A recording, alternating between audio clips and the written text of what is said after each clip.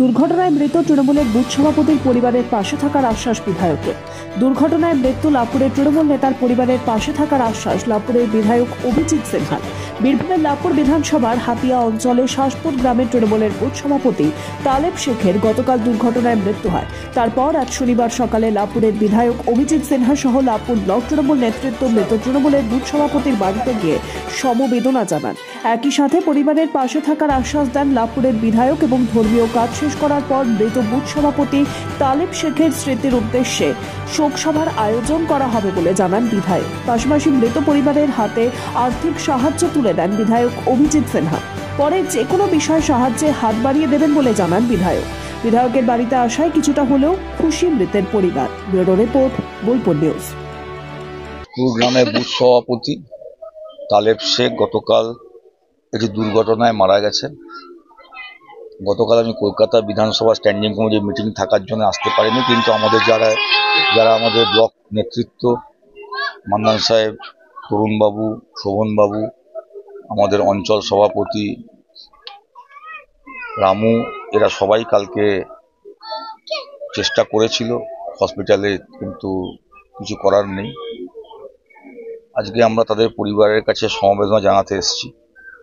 অত্যন্ত একনিষ্ঠ পার্টি কর্মী ছিল এবং অপূরণীয় ক্ষতি হয়ে গেল। তার পরিবারে তার স্ত্রী, তার দুই পুত্র, এক কন্যা, তার সঙ্গে আমরা দেখা করে গেলাম।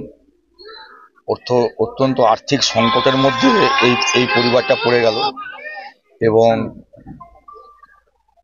আমরা সর্বতভাবে চেষ্টা করব, আমি এবং আমার ব্লক নেতৃত্ব, অঞ্চল নেতৃত্ব, যাতে করে এই পরিবারের পাশে আমরা থাকি। আমাদের মাননীয় মুখ্যমন্ত্রী মমতা বন্দ্যোপাধ্যায় সবসময় সে কথাই বলেন যে বুথ স্তরের কর্মীরাই আমাদের সম্পদ, যারা গ্রামে গঞ্জে মামাটি মানুষের পতাকাটা, জোড়া ফুলের পতাকাটা তুলে রেখেছে, সব সময় মানুষের পাশে থাকে।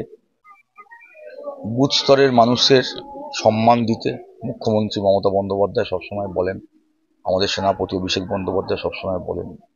তাই আমরা সবাই মিলে এসেছি, এটা আমাদের দায়িত্ব, কর্তব্য। আগামী দিনেও এদের পাশে আমরা থাকবো, সেই প্রতিশ্রুতি, সেই কথা আমরা দিয়ে গেলাম।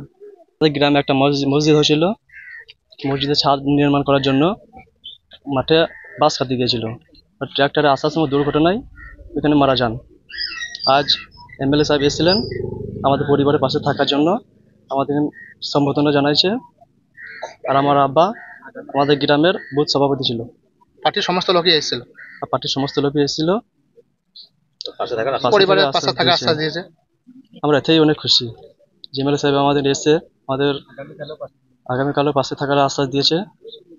আমরা এতেই সন্তুষ্ট।